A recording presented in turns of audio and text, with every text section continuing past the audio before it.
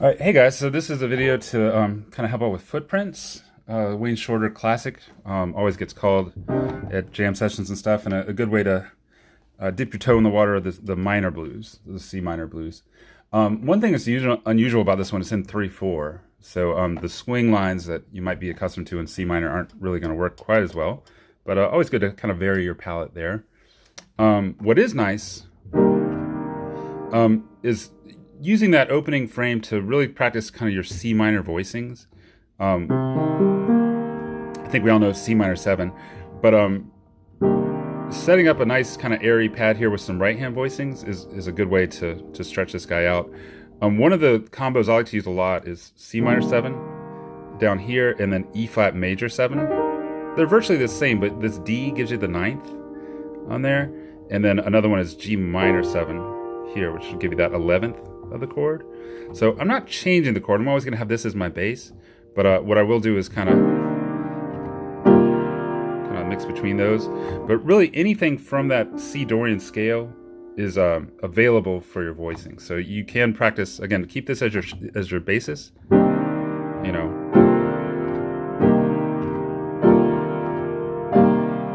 So I'm just climbing up that scale. I got an 11th on the top there. It's G minor 7. Is one way to think about it. But rather than, if these chord shapes help you, that's great.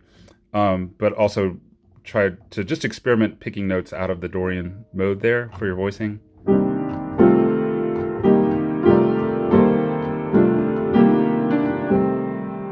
That sort of thing. It's gonna work out real well.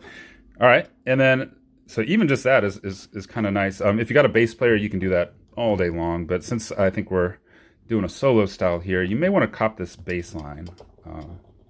And if this is Jeffrey, I think you already had it, but we'll get it.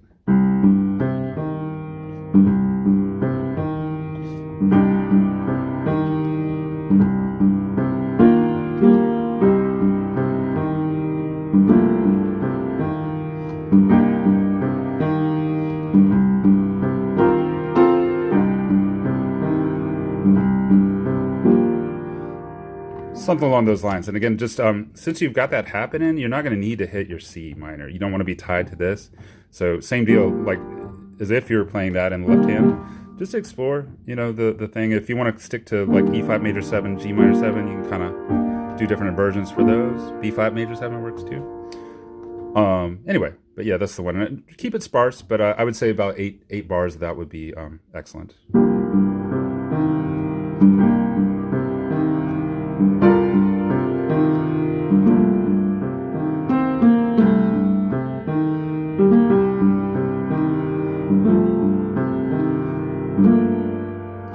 Great. All right, and once you get into the actual melody, I would come up to left-hand voicings. Cool. So the form of this is actually really easy. We're gonna have the C minor, 8 bars of it, right? I'll play the melody just so we can hear it with it, but let's focus on the chords for now. So C minor 7.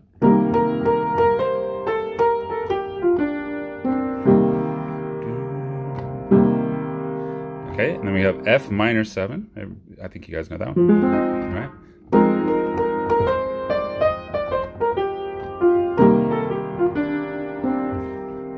Okay, and we'll do the easy version first. I've always done D7 for 2 bars, D flat 7, so those are both dominant chords, D F sharp A C, D F A B flat, and then back home to that C minor 7.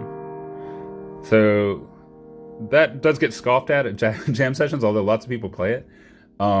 Jeffrey actually turned me on to the newer version that's in the real book. So let's take a look at that turnaround. So it's gonna be F sharp half diminished, F7, E7, A7. Cool. And there's some alterations in there too, but let's start with the basics. So F sharp, F7, E7 flat 5. So sorry, let's get that. And then A7, flat 5 there too. Oof, tough stuff. All right, I'll tell you what. Let's go over those a little bit more. All right, so that one we know, F sharp half diminished. For this F7, they're saying sharp 11, so that's gonna be the B there. Interesting sound. All right, E flat 7. I would do this root position. Oh, I'm sorry, E7. My bad. So there's 2 black keys in the middle. Okay, and then for the A7 flat 5 flat 9, I'd actually just play E flat 7, to be honest. It'd be a tritone sub, I think, is what they're getting at there, and then that'll go back to C minor 7. So that's a heck of a turnaround. I'm not familiar with it, so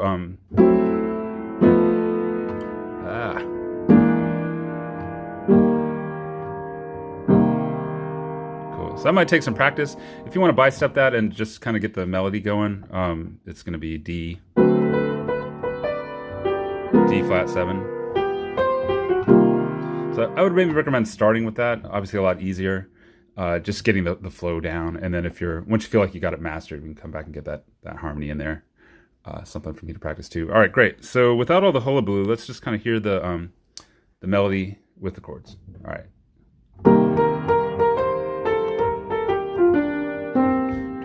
And there's this wide space here. F minor 7, C minor 7, D7.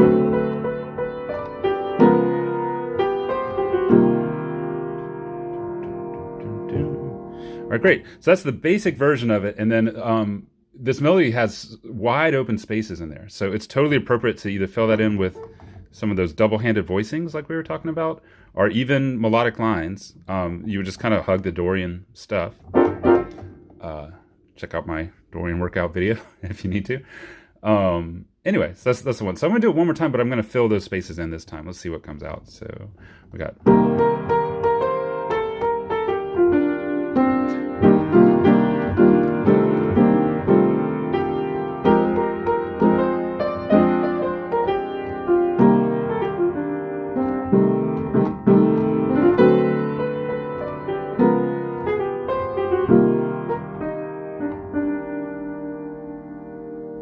Cool. So hopefully that'll help you kind of just get a start on this one. It's relatively simple form, minus that crazy turnaround action there, which I'll be working on too.